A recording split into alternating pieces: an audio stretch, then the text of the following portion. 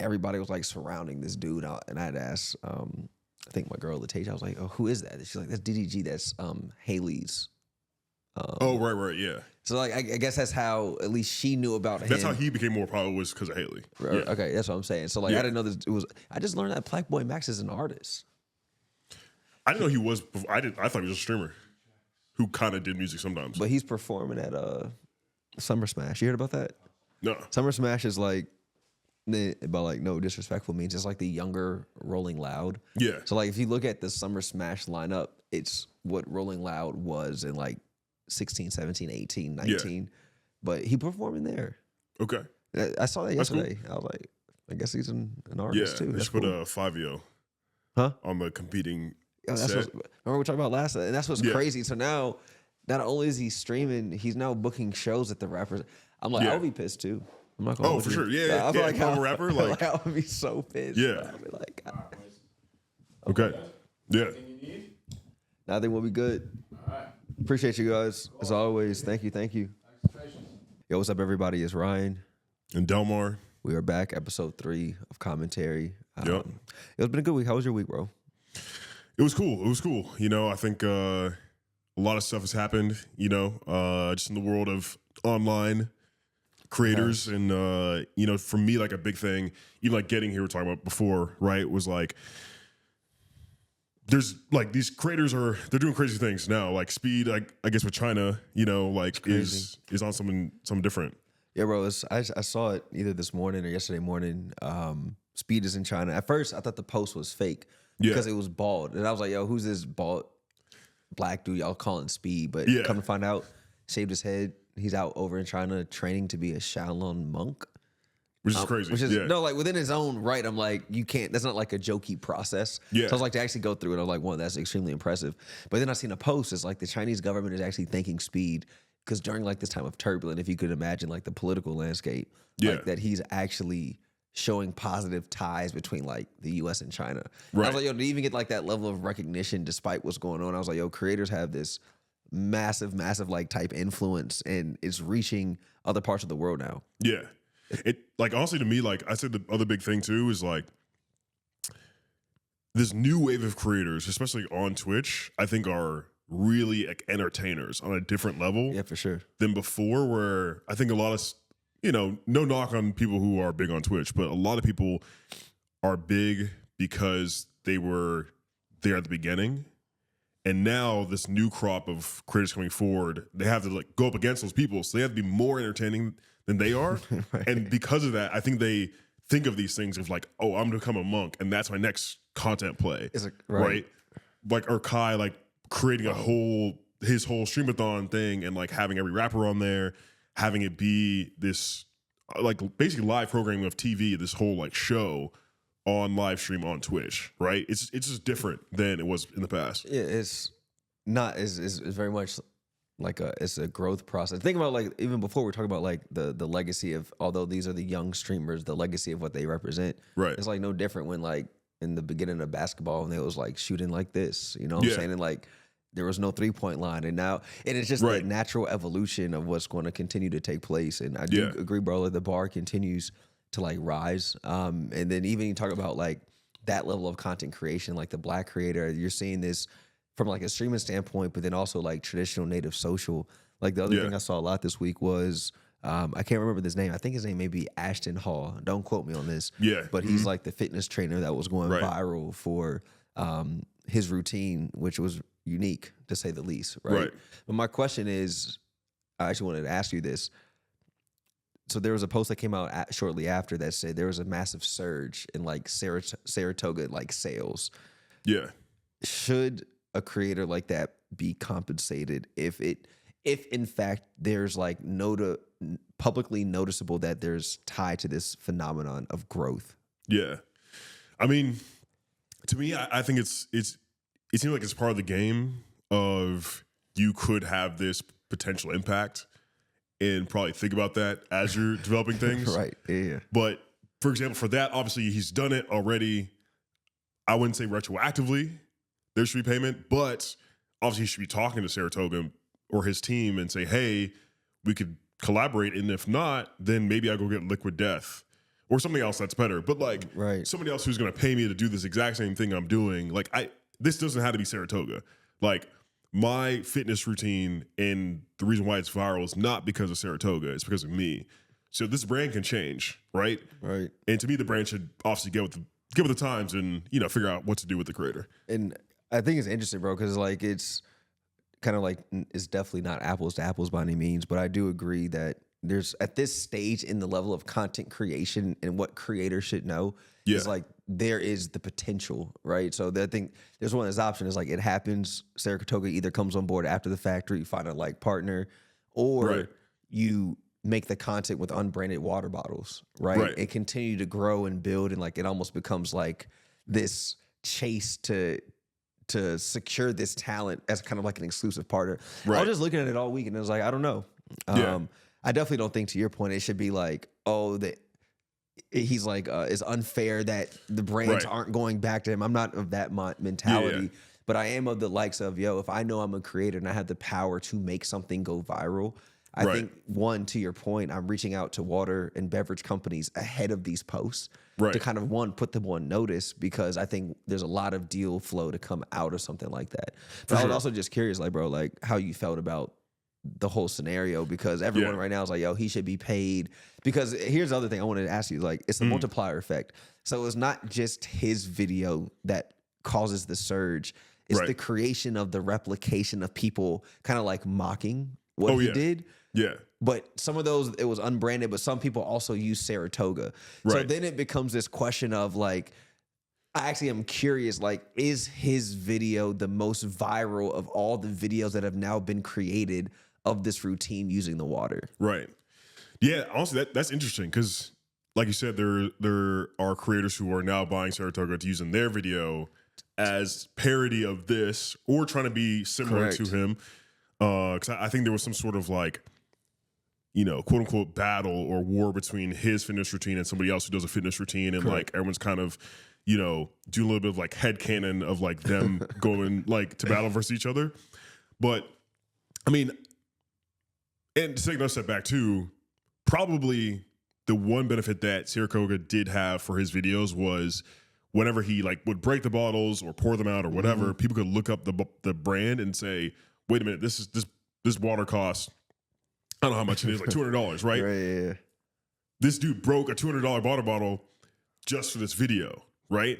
And so in that way, that's probably where a brand does have benefit for user creators, just for that kind of that portion of it, you know, versus having the unbranded water bottle. But I mean, I don't know. I think it's, you know, brands probably in this day and age just need to be culture forward, for lack of a better word. Like, I hate, you know, putting culture on everything, but to see that happening and say, hey, how can we not just take advantage, but like also use this to build up our brand, right? Like, we should be working with more of these fitness, or not fitness influencers, but like get ready with me, you know, routine people, get more Saratoga water out there, right? Because it's obviously becoming a thing. Bro, I just learned the acronym was like literally 3 days ago. I seen for like the last year, GR. Oh, and, bro, I couldn't figure it out. And then someone had just said it, so I was like, it's funny you say that. Yeah. But here's the other thing I saw a lot about just this whole conversation was essentially Saratoga categorizes itself as kind of like a luxury water brand, right?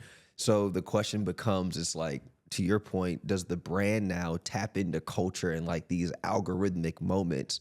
Or do they stay within their category of like high-end luxury, kind of like mysterious type brand? Because I'll be real with you, bro, like even for me, the only reason I know about Saratoga is because a lot of the brunch spots in Atlanta, if you want to get a glass of water, you are served Saratoga. Okay. So, I think I've seen that. Yeah. So like, and a lot of times it's been forced upon me, but it was even one of the brands. It was funny to see the brand go viral in the way that it did, considering how the brand positions itself in the market. And that's where I think the viral moment was created, if you want my honest opinion, because you have this luxury out-of-box brand being used as if like it's tap water. So like half the conversation was like, man, bro, like, do you know what that product even is? So it's like, it's interesting to see. Like, I'm curious if it's the influencer that has the influence, if the brand has the recognition, or is it the paradox of the creation of the thing altogether? But I was like, yo, there's something in that around creators, like there's some science in this notion of like going viral, because I don't think, right, that if you make this piece of content, you're thinking it's going to go viral for the reasons that it went viral. Right. Yeah. You know what I'm saying? Like, he's probably thinking like, yo, it's because I'm this fit buff influencer dude doing, but is it just more so the parody of like no one on the internet understands why you're taking a luxury water, right, and then using it as if like it's tap water. Yeah, and it's just really interesting. I don't know. I don't have an answer. I'm just like, these are the things I think about when I'm looking at the content versus like reading the comments. Right. I mean, also to me, I think from what you were just talking about there, what's interesting is like thinking about how like Mr. Beast crafts a video. Yeah. And the science of creating a good YouTube video, thumbnail, title, all that stuff, where I think one of his first videos that went viral was, I'm going to read the whole dictionary, right? That's insane. And so that became a challenge. And it was like, I will read the whole dictionary in 50 minutes or whatever it is, like starting to add things onto the title that make it absurd to where like, I need to click on it to watch what happens. Right. And so to me, the reason why it does make sense, to your point, is if this was a YouTube video and it was, I wake up at 4 a.m. and use a $200 water bottle to, to shout, to eat my cereal. Yeah, right. Yeah. So like that, it's now a video of like, all right, like I'm at least gonna see like what this is, because this is like, why would you use $200 of water to do it, right? So in a way, even if he did it consciously or didn't do it consciously, I think it is a part of a successful content piece is some sort of absurdity, right? Yes, to make it happen. Yeah, my question, and that's what's crazy, bro. I lack absurdity. And I think this is why I've never gone viral, bro. Yeah. Like, okay. Like I don't have. You need to add absurdity. I got to figure out. Yeah, we got to figure out what it is. My question is, do you know much about him, the creator guy? No, not really. I'm personally just curious if he has a team or not. Because to your point, is like it takes a lot. You talk about like the Mr. Beast scientific process. Like there's a lot of due diligence that goes into understanding like A/B testing of like what does and what does not work. So I was just curious if you knew anything about him personally. I'm a person that will. Honestly, all I've seen is him like post virality talking about really what seemed like really healthy, like uplifting conversation of people like who may look up to him, right? And him giving some advice to them, which I didn't expect, like it was cool to see, So like that's really all I've seen from him. Yeah. But yeah, I think just the whole thing is, again, like the pieces of what makes the content something to consume are those things. Yeah, because I was like, this is also beyond content consumption to the point where like there was no percentage that I read, but it was like, yo, there's multiple credible outlets that reported there was a massive surge in like this product being purchased. So I was like, yo, it's not just the virality that's interesting in this. It's literally the fact that it led to an economic push. And like at some point in time, we have to figure out what is this equation of algorithm plus culture to like economic drive. Right. Like there's something there that could be broken down and probably studied further, bro. Because like it even bleeds into another creator that saw some amazing success this week. I forgot the young lady's name that created the Pop the Balloon Challenge. But I don't know if you saw, like it just got picked up by Netflix. Oh, wow. Like literally the concept now just got picked up by Netflix. So one lesson, my takeaway, we just talked about this before the pod, is like, she owns the concept to the series that she has on YouTube. Right. She didn't just make a bunch of random YouTube videos. And I was like, yo, there's a massive distinction in that, because at least from when I read, she won't be the host or like kind of like the key person. Yeah. But Yvonne, the character from Insecure, like Issa Rae's best friend in like season like she, from what I read, she's going to be the key host, like the main host now of this series on Netflix. That's going to be a part of their live streaming offering starting in like the next couple of weeks or months or so. Interesting. Okay. But I'm like, yo, that's dope. It's a concept that was proven. Netflix is able to watch the growth. They're able to watch the audience. And then now, I don't know, outside of a Mr. Beast-like figure, has a multicultural creator had an exit or an acquisition investment. Right. I think investment is actually probably a better word, right? Of this magnitude of a piece of content that they own. Yeah. I mean, that's And also kudos to Netflix for, bringing her in. They could have, taken the concept and run with it, right? Obviously, that's the floor, right? Like, we should expect that companies now do that at least, like bring in the person, not stealing ideas. But obviously, that's good. But I think it also speaks to the opportunities, as you're talking about, for creators of, hey, I create the concept on YouTube as minimally as I can for low cost as I can, but it turns into something, right? And there are companies like Netflix who just did what was it?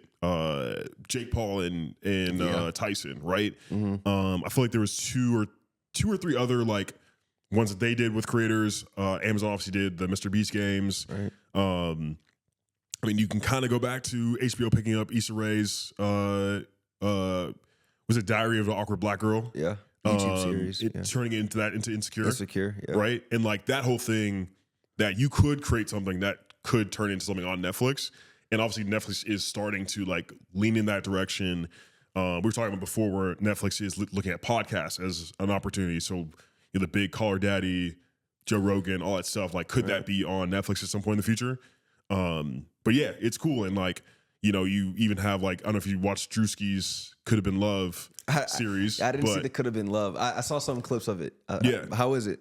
I mean, like, I think the concept, again, like absurdity where you can have a reality show and like, I watch Love is Blind and I think that one's good because you have these villains who get on the show who like in the pods, do you know the concept where like you're in the pods? I know enough about it. I know enough about it. Yeah. One dude gets on there and asks like, can I pick you up? Right. So it's like, obviously he's trying to, try to see like how much does this person weigh? Right. Which is like not the point of the whole thing. Right. But that's the absurdity that like makes it cool. Drewski has like 10 studs on the show. Right. And it's like, okay, this does not make sense for a reality show. Right. But obviously for entertainment purposes, it does. Right. So I think, again, it speaks to that absurdity level of like, how can you take a concept and like, it's different. And maybe for Pop the Balloon, it's all the balloons popping for something that we would all think is like, fine. Like, I don't have a car right now. Right. Yeah. And like people pop the balloon and like now everyone's commenting on it. You know? And like it just creates those moments. And funny enough, brother, 2 people I went to school with was on Pop the Balloon. How they do? I'll be real with you. I don't know that. I didn't watch the Apple episode, but I know literally one was maybe like a week or 2 ago because I seen a whole bunch of people from my school like posting and tagging because I was like, damn, bro, that is him. We went to college together. Okay. But no, to your point, it's really interesting because I don't know, man. I'm glad that you gave the example of Issa. I completely forgot that was like a web series turned into kind of everything that Insecure became and so on and so forth for her story. But it's interesting, bro. Like we're also talking about, I saw Netflix this week, maybe late last week, early this week, whenever it was, that they said this year, 2025, that they're going to be investing up to $18 billion worth of content. So when I hear those announcements, you start to see these examples, right, of like the Pop the Balloon challenge. My assumption is most of the 18 billion, let me not say most, a good portion of the 18 billion would probably be used to like securing live rights and new concepts. It would be really, really interesting this year if Netflix did further acquisition into like the NFL broadcast and reach. But going back to your original point of, I think this just continues to show the opportunities that exist beyond just like being a famous content creator itself. Right. And then also the reason I was like, I'm glad that you said the Issa example is because her moment happened before kind of like this moment of content creation is kind of like a topic.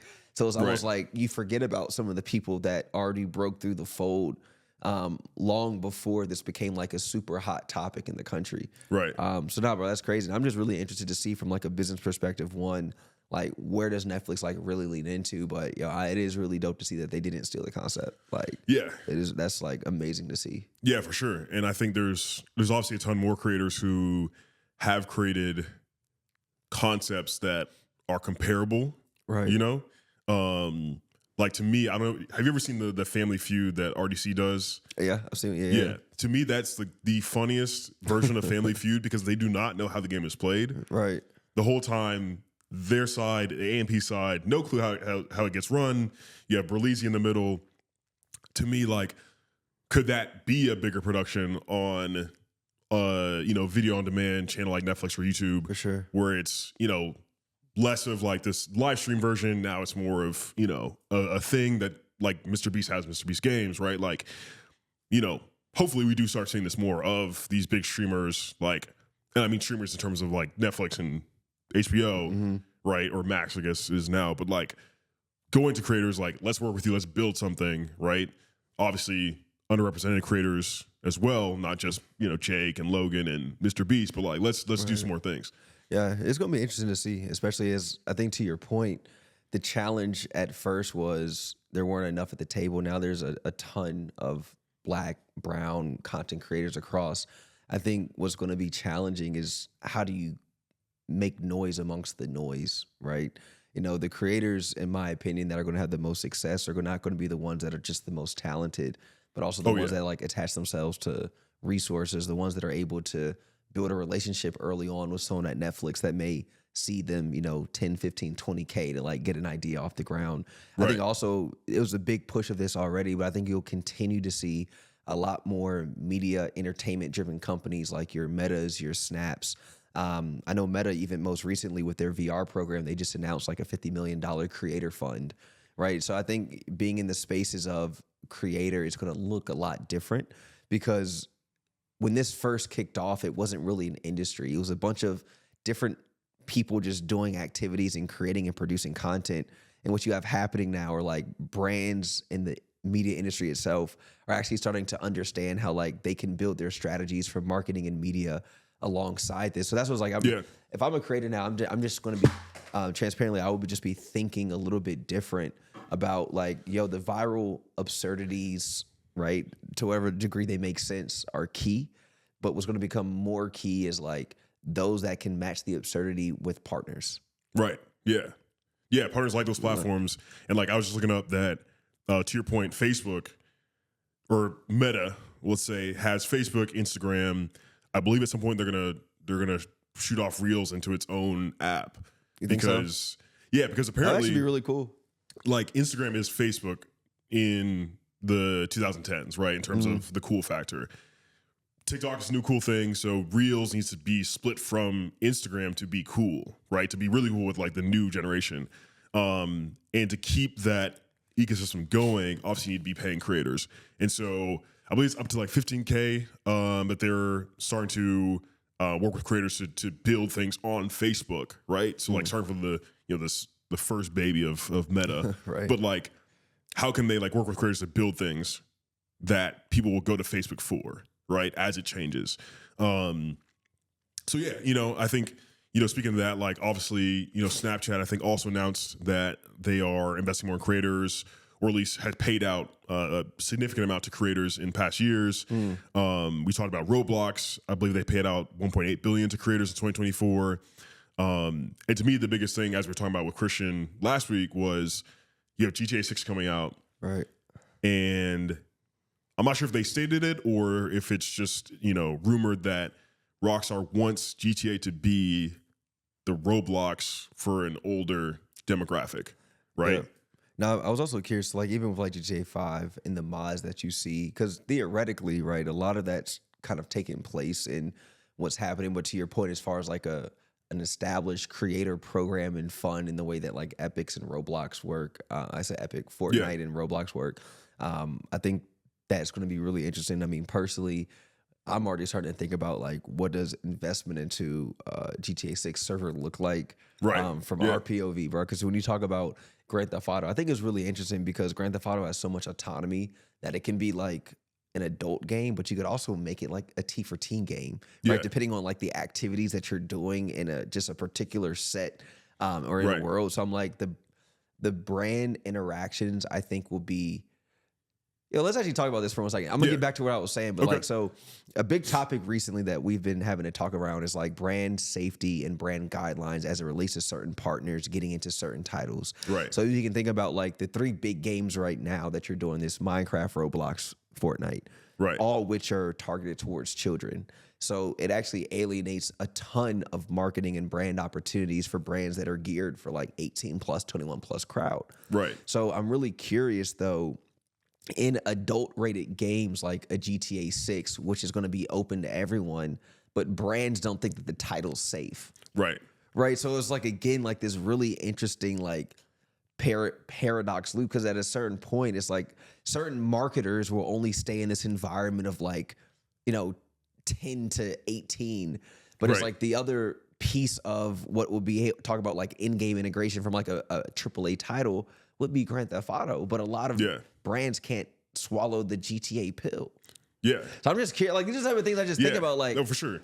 Where do alcohol brands integrate into Fortnite? They don't, right? But if there's no point. Yeah. No, you legally can't. That's what I'm saying. Like, it's not even a point. Like, literally, there's guidelines because these games are marketed to children. Yeah. Right. So I'm like, yo, if you have so I'm just really curious. I think you'll start to see, like, I would think you would start to see like your Hennessy's, like your more adult targeted brands find ways to work with something like a GTA 6, because right now they literally cannot integrate into the titles that you can put your brand into.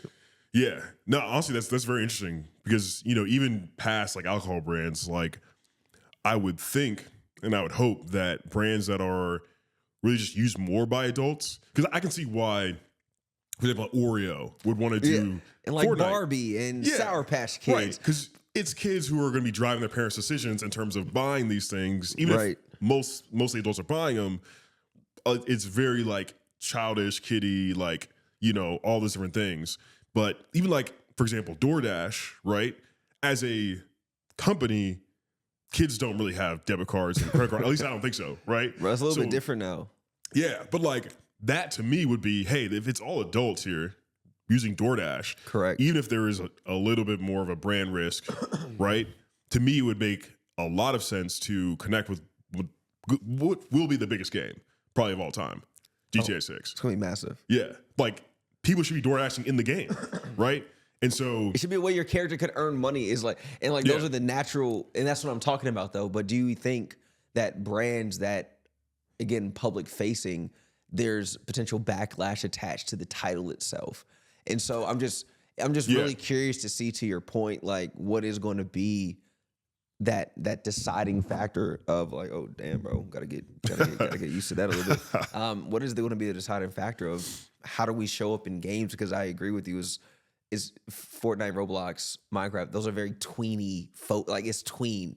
But it's like, it's very childish. But I was like, yo, there's a lot of adults that play these games, and there's not many games that allow third-party developers or partners to create and really build out these experiences at scale that we're seeing across the other titles. Right. I just be thinking about stuff like that all the time. It's like, are people going to miss out on one of the largest potentially in-game marketing opportunities of a lifetime because of a legacy of discomfort of what a title represents in an industry? Right.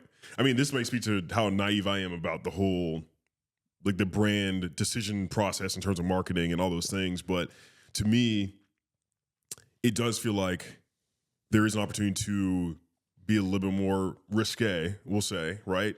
Of, we're in this game, like what really is at the end of the day, right? Is it the backlash of people seeing it in this game that is going to drive down sales for a car, for example, right? Like, is that the worry, right?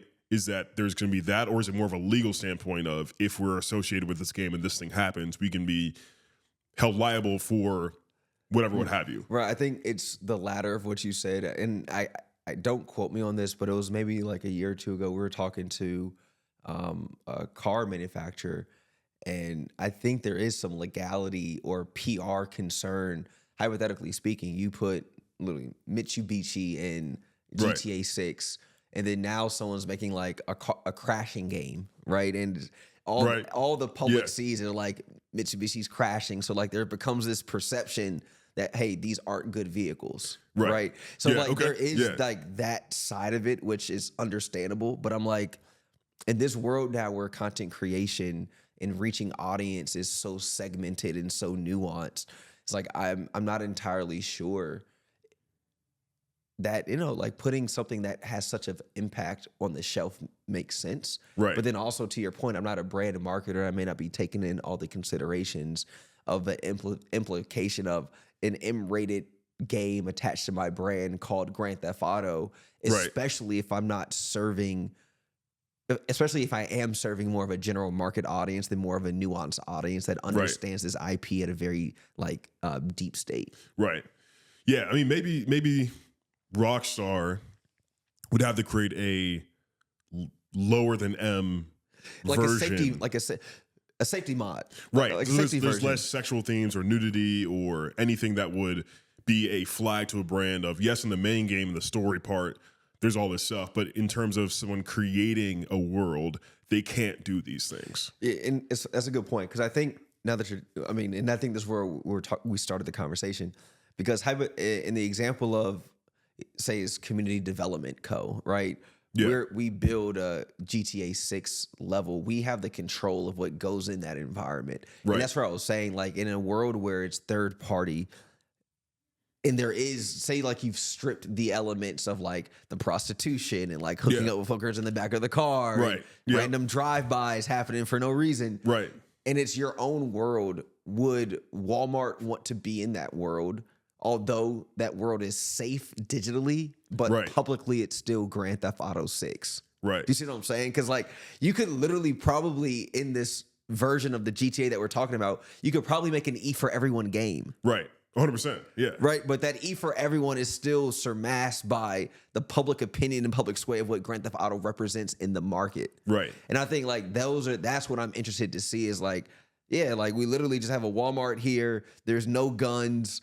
It's very much a safe space, but I'm just really curious how brand marketers and advertisers that have to also weigh the perception of PR and legacy have to, like, make these decisions moving forward. Yeah. No, it's very interesting. And I think the most interesting part about it is the fact that GTA is probably the only game that sits in that space where it's so big that it's almost a no-brainer to you want to be a part of it from the scale of it, but because of the worry or the possibility of having some sort of backlash or anything, then there's a hesitation to get involved in it, right? Because I think for most other games that, for an example, have sexual themes and nudity, the player base is so much smaller than like a Fortnite or a Roblox. It's fine, but for this one, it seems, I mean, man, the opportunity could be massive. Yeah, no, and I'll be real with you, bro. Like, even the amount of integrations you're seeing into, like, Roblox and Minecraft and Fortnite is almost getting sick. Like, here's the thing, like, if you're on the marketing side, that's like, you're not necessarily attached to the consumer side of it. I'm like, I don't even think gamers are asking for this. Like it's becoming almost like polluted in a way that for sure. Some of this stuff doesn't even make sense. But to your point, the options are so limited in what you can and can't do within the space. So, like, it's almost like, I wish there was, like, a council that could govern the amount of these activations and integrations that could happen in a time period. Because what's going to happen is over maybe the next 2 to 3 years, the IP of these things may start to drop because it's not even the games we used to play anymore. Like, I'm literally now playing a movie. Right.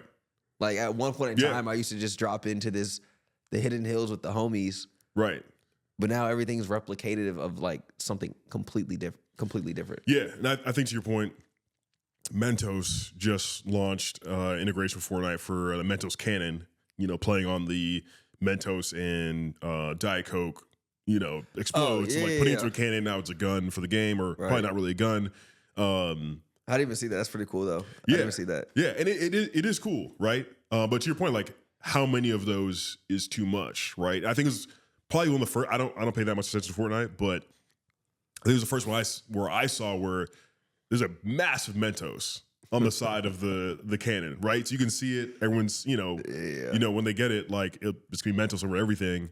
And do you also do that for, I don't know, Cheez-It and Goldfish and beef jerky and all these, like, as it goes down the list, right? How many does the gamer start to push back against it? I'm sure hopefully there's a team at Epic that's, hey, like, here's the limit of, like, it needs to be so well integrated into the game, like a cannon. Like, it can't be like a Mentos house, right? It needs to be some sort of, like, mechanism of this is actually still entertaining to the gamer. And there is, like, there's not too much of this happening. It's interesting, though. But you got me thinking, and they keep delaying this whole GTA 6 thing, so we may never know. what it's going to be like. Yeah. But it's just for consideration. Just especially, man, there's so many opportunities, especially as we get towards the summer. You know, one of the big ones I'm always looking forward to, DreamCon. Let's just talk about that for like a second, because I still talk to a lot of people. They're like, yo, I never heard of that before. So for those that are unfamiliar, what DreamCon is, or at least what it represents, created and founded by the RDC team.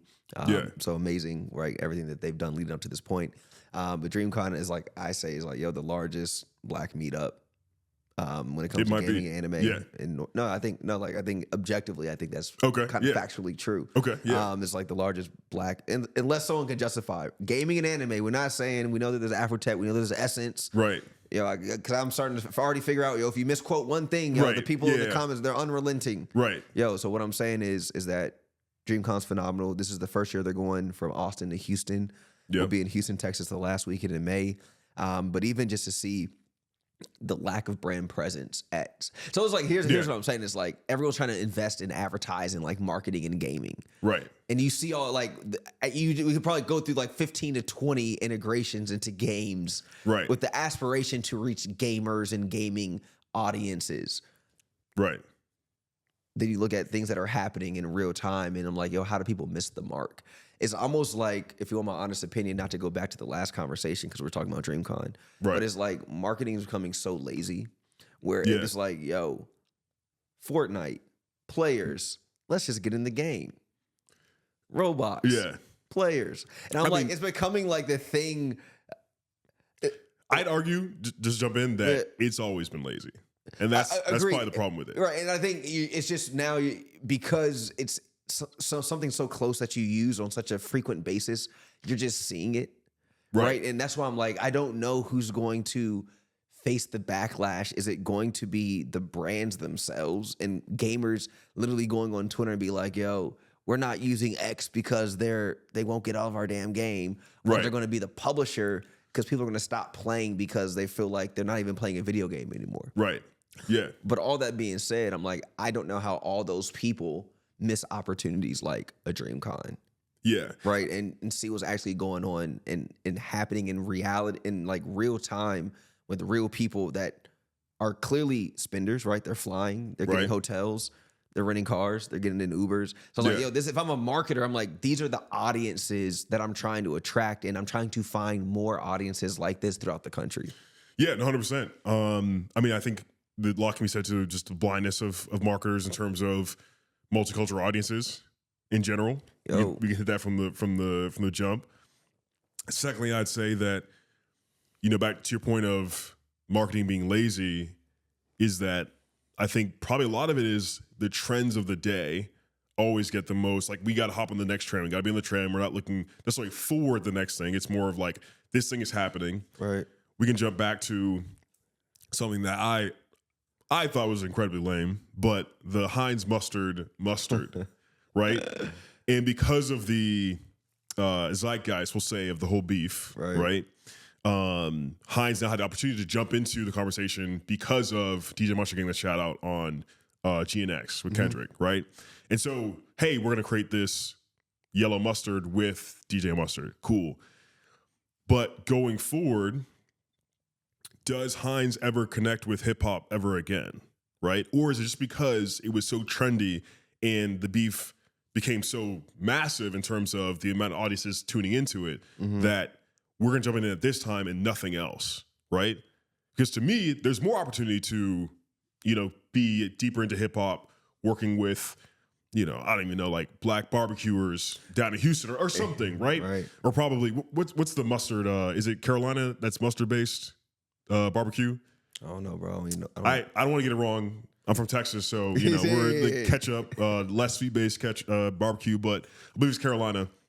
And like, you've got J. Cole right there, right? That you could do something with at Dreamville Fest, right? Heinz, right? You could be a bigger part of it. And to me, I think that's just indicative of how it operates most of the time. Is trend happens, cool, but in terms of like really, and honestly, we probably could shout out some people who actually do this well, or brands who do this well, but actively getting into communities and like being a part of it and like building it up, building with it, versus just being a part of a trend.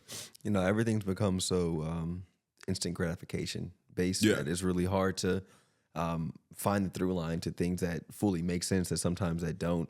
But the things that now make sense are those moments, right? It's funny enough, there's almost a world in reverse, right? Where if it doesn't happen, we're like, well, how didn't Hines think to do this? Like, it's like the most natural thing, but it's, to your point, if you're going to do it, how do you make it consistent? I was really talking to a friend of mine in a previous life. He was the head of music and kind of like the entertainment category at Riot. So he brought in a lot of like the hip hop acts that you saw like integrate with like Imagine Dragons. And we had this conversation literally yesterday afternoon, and we're trying to just start to figure out like, yo, what is kind of like that equation that evaluates or values culture, right? Because I'm curious, right? Going back to like the Saratoga example, did that mention of mustard or whatever happened with mustard lead to something exponential, right? To the point where mustard saw a spike in sales, or they saw these other viral moments. I think this also is like the indication of what is and not successful from like a content lens. Did your content create a wave of more creators creating the same content of the same thing that led to growth of a brand? Or was it just a tweet that had 3 million views on X? Right? And because to your point, I didn't see any other further communication come out. I didn't buy more mustard. I so, bro, we're not supposed to be cursed on this show. This is like a PG LinkedIn show. Bro, I swear I just got some mustard the other day. Yeah. I didn't even, and to your point. You didn't even think about it. I didn't even think of like the mustard, but it lives in my head, but I didn't make that connection. So I just got some regular mustard, bro. Right. I'm gonna lie, mustard out in LA is a little bit more expensive than mustard in Atlanta, bro. Yeah, true. Had to get the store-bought version of that, Joe. Yeah, shout out California prices. Yeah.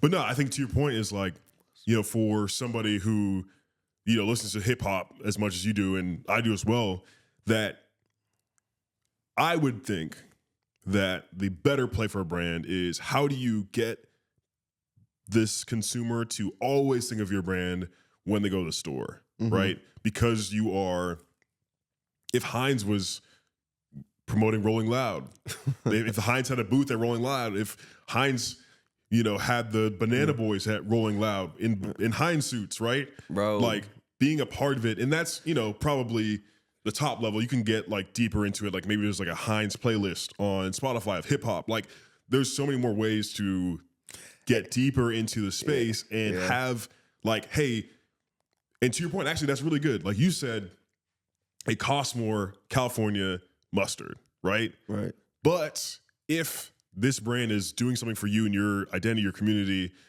then a lot of times the consumer will pay that extra amount of money for that brand because of what they've done for them. Yeah, because it's symbolism.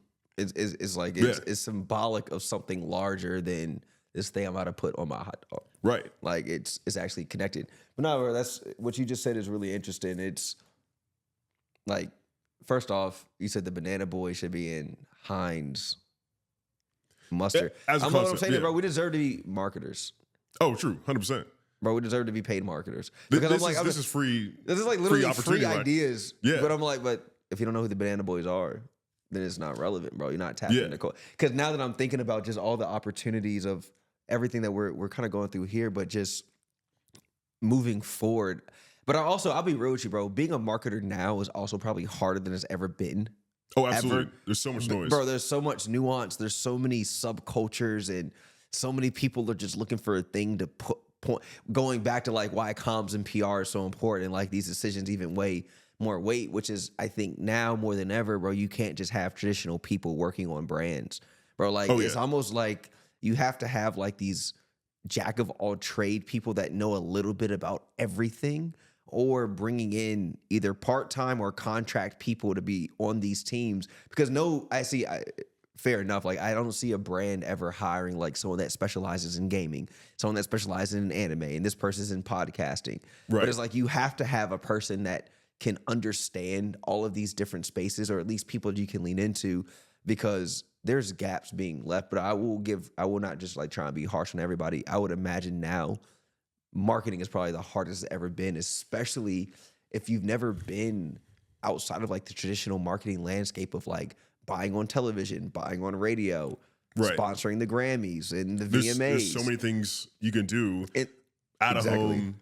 And I mean, right alongside what you're talking about, I think is, the buzzword of the day, DEI, right? DIA, DIB. But at the end of the day. What is the A? A is accessibility. I never heard that one. That one. What's the B? I actually don't know what the B is. Bro, yeah, bro, all right. But we had a DIB committee on last company I worked for. Okay. So B was something. I'll have to ask them, Nicole, if you're watching, what is B? I'm not sure.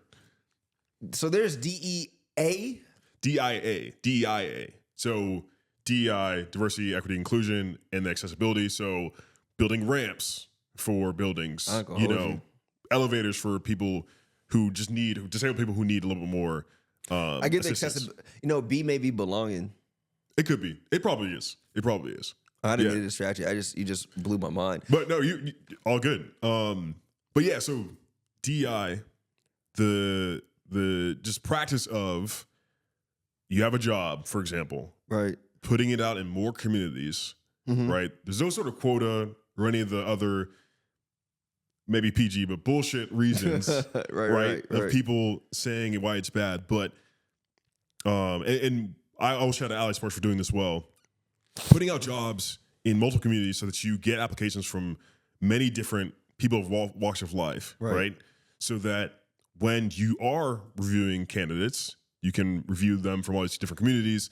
And hopefully through that process, right, your hiring practices now include a more diverse population. Correct. So that when things do happen, you maybe have somebody on the team who says, hey, I know a lot about shopping, right? Correct. I'm on Whatnot, this, that, whatever. I know this brand, I know that brand. I know all the brands who are coming up, right? And so they can speak to that. Or someone says, I know everything about skateboarding, right? And so when something comes up of, hey, the skateboarder, I don't know, does a crazy trick at the Olympics, right? You can tap into that very quickly and you understand, because of this person bringing you that information, being a part of that community, right? They are basically the expert in the room of like how to make that happen, right? And so I think to what you're talking about is, yeah, if you have the right people in the room, if you are using DI in your hiring practices, a little just tangent, right? You can probably have a lot more ability to tap into different communities and really show up. And not to keep going, but the one company that really, I think, exemplifies it has to be Nike. Oh, for sure. The fact, women's basketball, Colin Kaepernick, making a stand in certain communities, being a part of all these different sports, the fact of winning no matter what you're doing, and that brand itself, I believe this is true. On average, the shoes cost less than Adidas, but they own so much more of the market. And why? Because the brand is just bigger than Adidas's is, and it ties in. It's when I'm buying a shoe, right? I either buy Adidas or whatever other shoe brand that's out there, or the one that identifies with me and what I'm trying to do, and that consistently has been Nike. Yeah, no, it's interesting too. You talk about it. I don't want to ever use the word like they have to be or they're forced, but the nature of the business that they're in being sports, especially the sports that they're dominant in, right? It comes with a diverse athletic base, which comes with a diverse consumer base. So it almost gave them the leg up to be kind of like this diversity icon of like representation because of just the nature of the business that they're in. And a good example of this in the gaming, like flip it on gaming now, we're talking about, we're at GDC, and I think we may have talked about this on the previous weeks, but related to today, a lot of the, we're talking to some Black game developers, and we're talking about like the challenge of game publishers marketing and identifying multicultural audiences. Right. But we gave the examples. The examples that were always used are like 2K, Madden, Grand Theft Auto as one.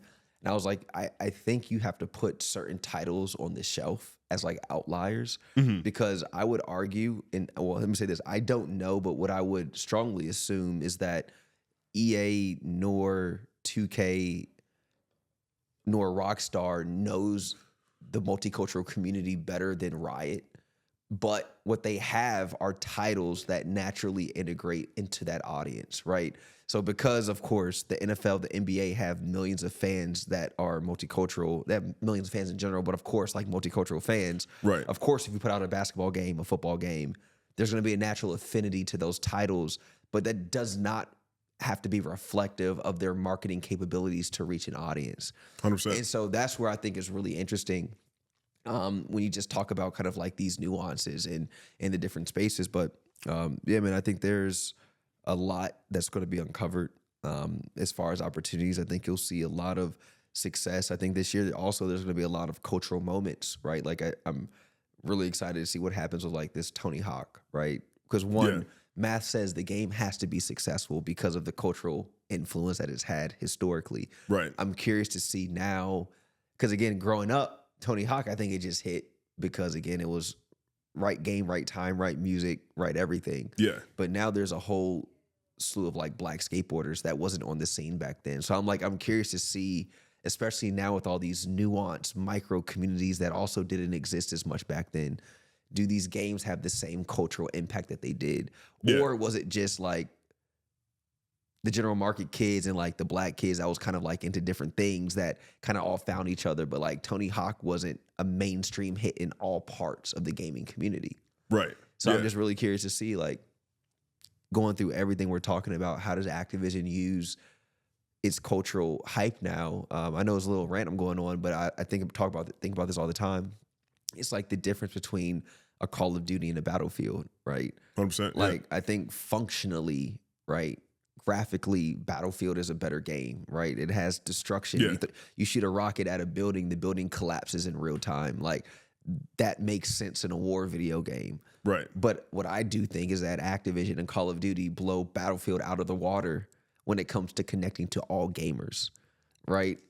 When you think about, all right, when they rolled out the most recent, not Modern Warfare 2, Modern Warfare of like Little Baby, Young Thug, and Nicki Minaj, like, I see why your game has more content, it's talked about more. It's like, yo, you're literally tapping into a part of the gaming ecosystem that's never spoken to, and I'm seeing the content that's being produced out of that, and I'm like, you're looking on the other side at like a Battlefield, I'm like, how y'all got a better game functionally, but you're not being communicated or connecting with the gaming audience in the way that you see over at Activision? Yeah. I mean, I think something that we keep speaking to, and I haven't read this book yet, so don't quote me on anything I'm about to say right now. But there's something about 7 powers, I think it's Hamilton Helmer that writes about it, where there's 7 powers that a business can have or uses to differentiate itself from the competition. Mm-hmm. And so, for example, in the example of Nike, brand is the difference. It's the biggest thing they have different. The shoes really aren't better. I mean, they have the Air Sole that nobody else has, but I don't think anyone really cares about the Air Sole really too much anymore. But the brand itself of Nike is so big, so massive, so connected with people that people will buy a Nike shoe over Adidas shoe, over a Puma shoe, over any other shoe because it's Nike, right? And I think for Call of Duty, another one of the powers is network effects. So the fact that they have such a big audience, they can continue to beat Battlefield every single time because, hey, everybody's playing this game, right? You want to be with your friends, you're playing the game, there's less people on the battlefield, right? And to your point, they have invested in that by connecting it with, the dominant musical genre of the time, hip hop. So like your biggest hip hop stars they're now playing the game, right? So I think it's probably hard for a game like Battlefield to differentiate, based on those things. But there's 5 other powers. I can't quote them to you. I'm sure there's another one in there. No, we never said that you come here for exact information about books. We here to talk about the game and the entertainment space. That was never said. But, jumping a little bit back to the Nintendo and PlayStation when they first started, and Sega, right? Nintendo was Mario, Kirby, Link, like all these kiddie games, right? Mm-hmm. But there's a segment of the population that likes it, but is a little bit older, right? So then you have Sonic now that comes out, who's a little bit, he's still kind of like a kiddie type thing, but like he's a little bit more maybe brash with what he's saying, right?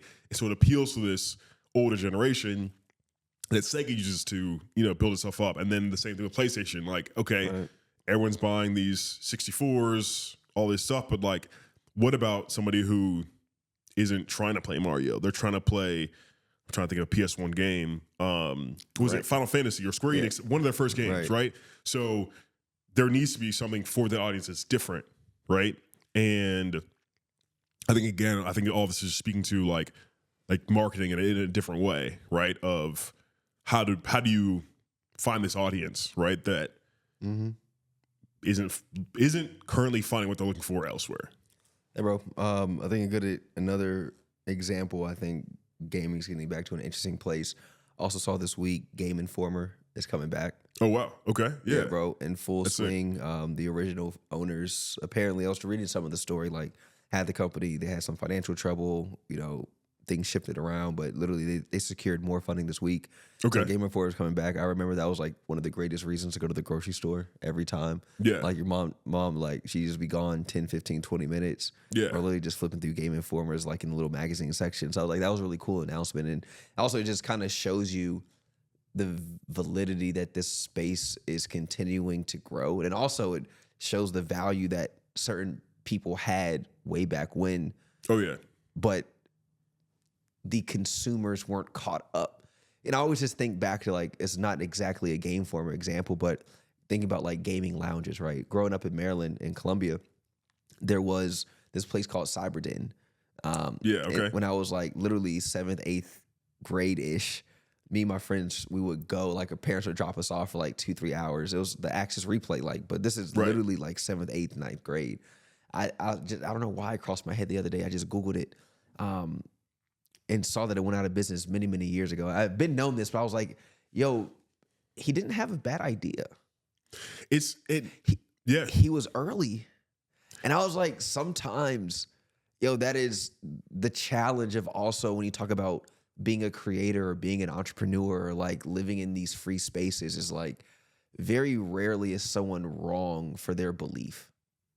It is very challenging to align your belief with a business plan and with consumer habits all simultaneously. Yeah. Because I was like, in 20, if he had that same concept that was successful, like I said, it was like a $5 million business way back when it was. Right. If he had that same concept in 2018, he probably would have raised $50 million. Oh, right? 100%. And you know what I'm saying? And I was like, it just goes to show that even what we're talking about, the audience has to be ready for this. Oh, yeah. And I think, not to like go back to the Kai conversation, but Kai is beginning to validate the multicultural gaming audience. But what's really great is that YouTube had been around for a while. We were used to watching stuff online. Yeah. The audience was ready to receive Kai. 100%. Because there's a lot of people, and I'm like, those are the things that I think is often very much like overlooked in how we determine who is versus who is not successful. Right. And I was like, yo, when you see these things come to fruition, like these people are very special because it all landed on them. Right. Yeah. And it worked. Yeah. And right moment, right time, conversation, come back to that just one second. Well, really it's just like connected to it. But I will go to my deathbed of when I was a freshman in college. We had a class where we were supposed to create a company, and it was like entrepreneurship class. And I think it was called the cat food app that we made because Wildcats, Arizona. But basically it was food delivery. Mm-hmm. You would be anywhere on campus and you could get your food delivered to you for a nominal fee, right? Literally the next semester, the school brought on, I think, a company called Tap and Go to like deliver food around campus. And so I'd always be like, oh, they stole our ideas, blah, blah, blah, But really what I realized was that at that point in time, I think GoPuff, DoorDash, and a few others between like 2011, 2013 formed because the smartphone had gotten to the point where really everyone had it. You started having the GPS level to be able to do these things. Right. So like it was the right time to create a food delivery app at that point in time, right?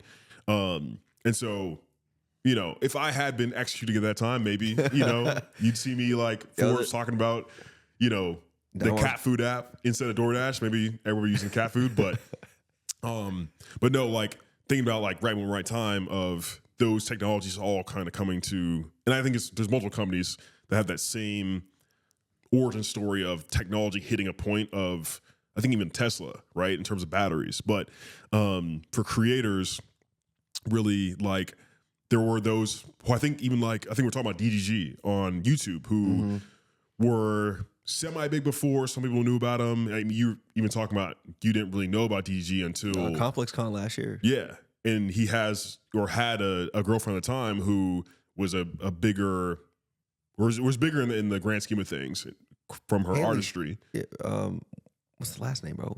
I keep thinking Barry. My dumbass almost said Bieber, bro. Bieber. It's Bailey. Bailey. Yes. Yeah. So that's what it was. Is like to that point, and I think that's what's really interesting now about fame and kind of like notoriety. Is like there was a point in time where most famous and notable people were known by all people. Right. Because Michael Jackson. Because like even like with white celebrities, it's because content used to be centralized, right? It was hubs, but now it's all decentralized. And for me, we're at Complex Con. That's what it was. I think it was Complex Con, and crowd of people surrounding him. And I just asked who I'm like, yo, who is this? It's like, yo, that's DDG. But he was known by them because of the relationship, right. So it just, I think it is really interesting to see like how these people are able to like build their own authentic audiences and spaces. But my next question was like, from what? I mean, this is not against. I just didn't know from what. It's like what? Yeah, I can't remember. Like I just remember that at one point in time, he was popular on YouTube, and then now has seen a resurgence on Twitch. I think through Kai and the whole, well, I guess we'll call it the Kai stimulus package that Black creators have gotten on Twitch from Kai. That now he's collabing with Tyga and Wiz Khalifa and whoever else is like now on his show on Twitch. Yeah. Black Boy. Yeah. Right. And that's what we're talking about, like the clipping. That's why I'm like, it's really interesting now just to see the amount of energy and effort that's going into this. Because to your point, like these clipping campaigns, right? Literally, a couple of friends of mine were actually working on some of the stuff that DDG was doing this week. And the only reason they were posting about it on their stories. And I'm like, bro, these are full productions at his crib, right? Capturing content in every room all the time. And then you have a team, 2, 3, 4, 5 people that are splicing it up for X, for Instagram, sending it off to the other social platforms that we're seeing as the viral clips on Complex. I'm like, yo, it's really interesting to watch like how it's happening on the back end and the product. But it's really interesting to see it. So it's like, literally, this is the process. It's like, I'm on Instagram. I'm watching the story of my homie who runs the company that's doing the clipping campaign. I get off my story. I then see the clip on Complex. It's just so crazy how close the work, I guess it's like how far the work is, but how close the content is from the development of that work. That you're seeing both of the processes front and back end at the same time in real time. Yeah. Like, it's an interesting phenomenon, bro. Like, I mean, I think Duke in some sort of interview, I can't remember with who, said it best, where if you're a creator starting out today, this isn't necessarily the best prescription for making it, especially if you want to create something that's different than everything else that you're seeing. But that if he was to start out, he would be reacting to all the big creators that are out there, because then his video might get clipped, right? Even before he starts doing himself of like, doing clipping companies and things like that. But I'm gonna get a whole bunch of clips pop up, right? And then people we're gonna keep watching my content more, to the point of, hey, they'll go to my YouTube or to my Twitch to watch me live, right? I mean, it's the same thing for a lot of the games that are popping up. I don't know if you've ever heard about Repo or Lethal Company. Yeah, Lethal Company for sure. I found out about it because I was on TikTok scrolling, and all of a sudden I see people screaming while they're carrying this thing because a monster is chasing them. Or one monster took their friend and it's running away. And then all of a sudden I'm like, to my Discord, hey, we should try out this game. Oh wait, it's like $10. Let's play it. And all of a sudden it has like one of the biggest, player bases for a game that's developed by one person, right? And there's a new one called Repo, similar concept, but again, like clips just start popping up on TikTok, right? And I think it's for multiple industries now. Music is happening, things like that as well. But it is like different of like, this is like part of the process to become, this, big creator. And what kind of like whether it's the creator, the brand, the platform services. I think one thing is important to understand is that gaming is not new. Brands working in gaming, integrating the gaming, none of that's new. What is relatively new is that the gaming as an industry being recognized by the media and advertising industry is still about 3 years old. Yeah. And so when I say that, what I actually mean is Cannes Lion, right? The big festival where marketers go to get their awards for campaigns. They just introduced gaming 3 summers ago, right? So now you actually have brands competing for awards in the gaming category, no different than they were in everything else historically, right? Automotive and film and beauty and so on and so forth. So this is why, one, you're starting to see the influx of brands kind of like investing and spending money. But what that told me 3 years ago is the industry recognizing something means that there's now going to be resources and investment in strategy. And what we've recognized is that in the industry, a lot of those internal skill sets don't exist because, again, it's 3 years old. 3 years of anything starting out new is going to be fresh. Right. So I think there's going to be a big opportunity around education for marketers in the gaming space, going back to the first example of, all right, well, if you could make a brand safe version of Grand Theft Auto that's still the title of Grand Theft Auto, do you work with it or do you not? I think a lot of those decisions, if you want my honest answer, have not been made because a lot of these 100%. Situations have never been presented before, right? Yeah. I think it's almost no different than like, not trying to speak this on any like negative way, but if you were to take like the GTA digital version for like real life, is like the Grammys wouldn't cancel their event in LA because there was a mass shooting at the mall. Right. But it's like if LA were representative of Grand Theft Auto, it's like you won't make those natural reactions to like cities that have negative headlines. Right. Or something along, like if something along those lines is like, oh, well, Detroit had this going on, so we just moved our event because the city of Detroit has a negative connotation. And we're going to, it's like those things do come up to a degree, but it's like it's not the deciding factor in a lot. And I think gaming is going to have to start looked at as real estate or like literally as land in the same way that brands activate in actual cities. Because that would be my I'm like, explain why you're doing something in DC and this just happened in DC with all this crazy stuff happening, but you don't want to be in the game. Yeah, no, I agree. And I think a big thing as well, I'm going to say this as vaguely as possible, is that I think brands, to your point, it's new, right? So let's take sports, right? Sports has been a thing since, I don't know, when did like NFL start? Bro, like 70. Well, NBA, NFL is older than NBA. That's facts. Right. NBA's at 75 years. 75. Okay. So I would guess the NFL is somewhere between like 80 and 90. Yeah, because I want to say it's like the 1960s was like one of the first actual NFL games. We can't just be out here saying stuff. That's true. That's true. Let's fact check. Let's fact check. Did the NFL start? But I think 1920. 1920. Okay. That's like 100. Yeah, no, that's just 20. It must be like the AFL or something, but probably just like organized football in America. Bro, you just moved the goalpost, bro. No, I'm saying the 1920 that you're seeing is probably that because I don't think the first NFL championship was till like the 1960s. You asked me a question. I googled it. We got 1920. But to your point, we'll do further research. But point is, these are decades long, correct? Right, almost a century of understanding of. A city has a certain culture, and so the team has a culture that's associated with that city. So you can integrate with the team, and the team becomes almost the soul of a city at times, right? Correct. And so connecting with the team is one of the biggest opportunities to market your brand to a local economy.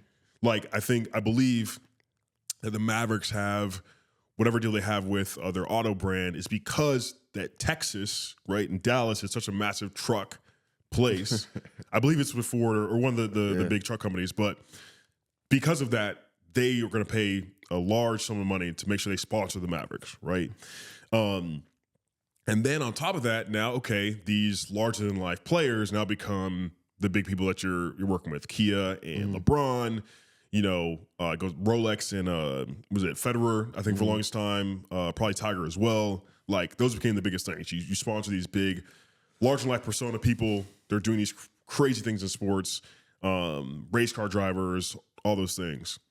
When it comes to gaming, for the most part, the professional gamers aren't necessarily the most outsized personas and most popular people in the space. Right?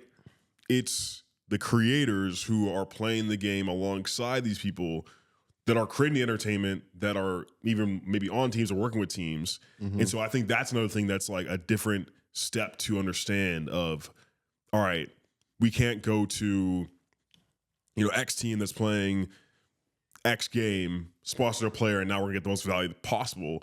We need to go, let's take Call of Duty, for example, right? It honestly not the best example because Scump probably still big as a player, as a creator as well. But like in terms of people who are playing right now, Scump is still probably the biggest personality when it comes to Call of Duty. So like it's better to go with Scump than whatever, players are out there, right? And I think that's another level of like understanding from brands of like, hey, it's not one-to-one with sports, right? It's not, hey, I sponsor the league, I sponsor the team, I sponsor the player. It's, do I create my own tournament and do media run on Twitch and sponsor a content group or an individual creator, right? And so I think that's probably like, again, like, you would need to have somebody in-house who has an understanding, right? Yeah. In the marketing department to say like, oh, this is how we should structure it instead of trying to one-for-one do what we do in sports. Yeah, no, the team, like the franchise model of like the team structure you just went through, I think is interesting. But I personally think one of the CDLs, if I were CDL, let me say this differently. If I were CDL, what I would have done differently than when you see like the rollout of how it started initially versus where it is now. Right. I would have focused on the communities I don't have versus the ones I do. Because essentially what it is like your player base is not representative of your league fans, which is, to me is confusing. Like there's no reason that I don't know in full detail, like, that Atlanta FaZe is in my city. So I was saying is like, one of the things I think is a opportunity moving forward is specifically looking at like Atlanta FaZe, because we were there when it launched. Right. We were there when Atlanta United launched. Right. I think a missed opportunity is that a lot of the comms effort, although the team is inside of 285, a lot of the audience, this is proverbially, not literally, is external of 285. Yeah. I was like, the fact that APS, like if I'm Atlanta FaZe, what I would have done is I would have dropped off jerseys in APS and all around the city and be like, there's a Call of Duty team here in your home city. I would have brought the FaZe to like midfield during the Atlanta United game and like in the influencer seat at the Atlanta Hawks game, and like that connection. And I think this is across like all game publishers, like leagues. They're connecting with the fans, but not with players, but not people that actually will turn their leagues into like real leagues from a fandom perspective. Right. Because I think that is the thing about sports that's different than gaming. Sports is successful because here's the same thing. Is like if sports teams only marketed their games to athletes or former athletes, right, the attendance will look a lot different at Falcons or Hawks games versus the fact that they market to a general consumer. And I'm like, if I'm looking at these leagues a little bit differently moving forward, it's like, you got the gamers because they're playing the games. You can do in-game ads like you see all the time. If there's CDL coming up, that's on your Call of Duty home screen before you click into the game. Right. But I was like, well, what about everybody else? Yeah, the 99% of people playing the game who aren't connected with that, right? Like, how do you connect with that audience? And in general, let me say it differently, because you said that are 99% that aren't playing. You said that are or not playing the game.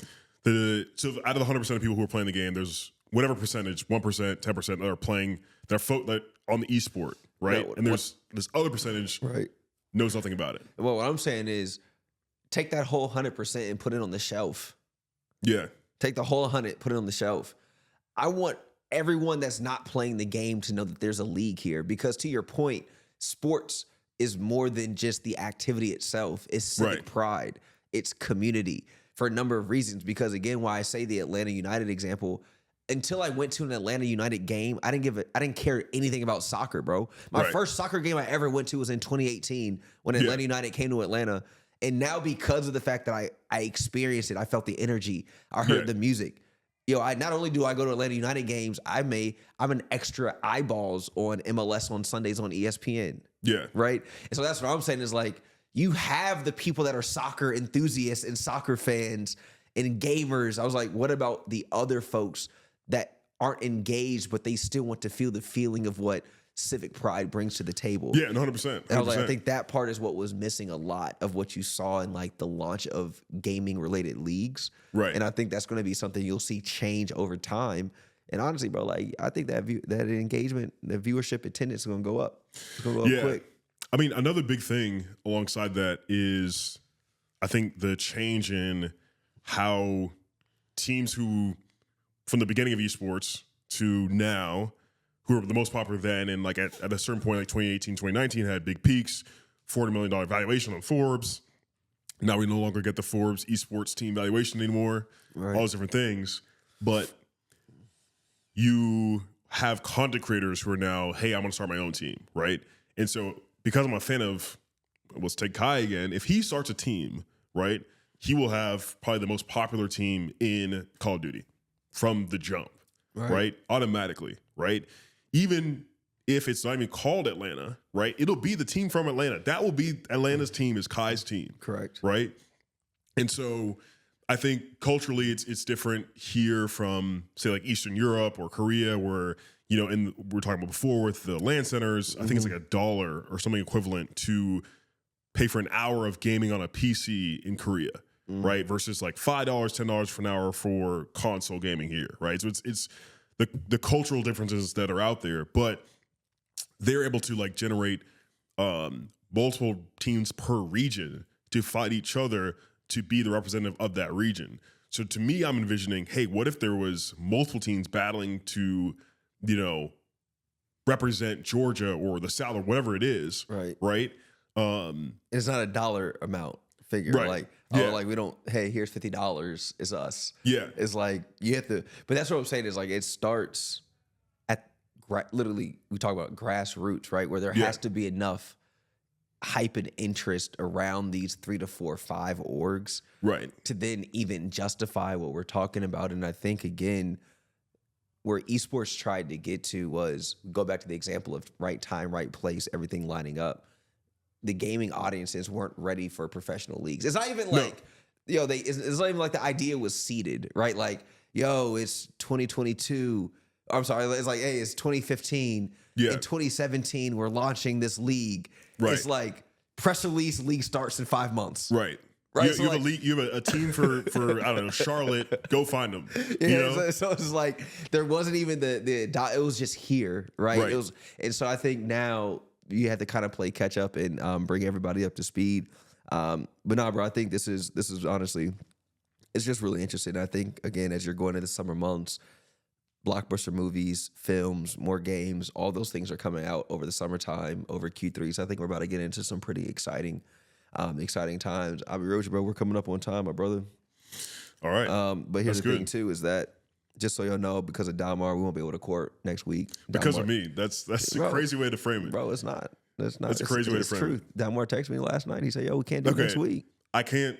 My apologies. My bad. We can't record next week. But tell him why. It's a good reason. Here's the thing. No, true. I didn't say it's not a good reason. I just said it's your fault. Fair. Congratulations to my brother who's about to get married. I got to make a speech that I got to write at some point, or maybe I won't write. I don't know. I might just, Bro, you should wing it, bro. You say a lot of good things when it's just like.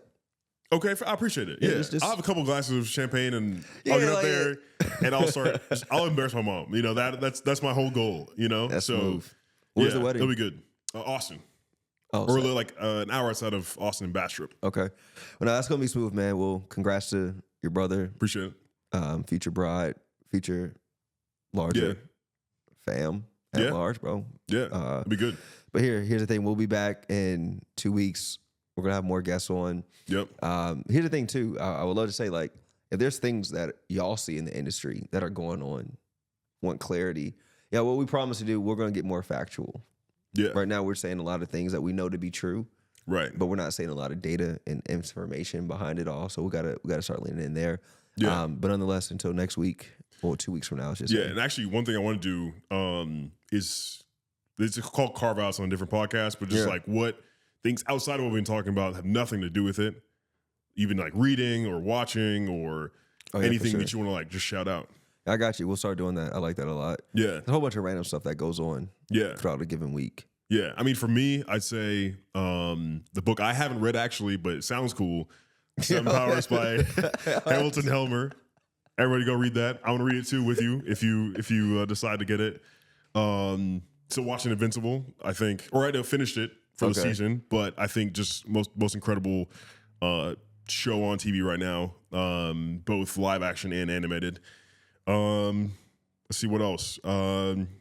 It's playing a whole bunch of Pokemon. Yeah, to your point, the one thing, so Wednesday night, I was like very thankful this week I was able to celebrate a birthday, which was dope. Yep.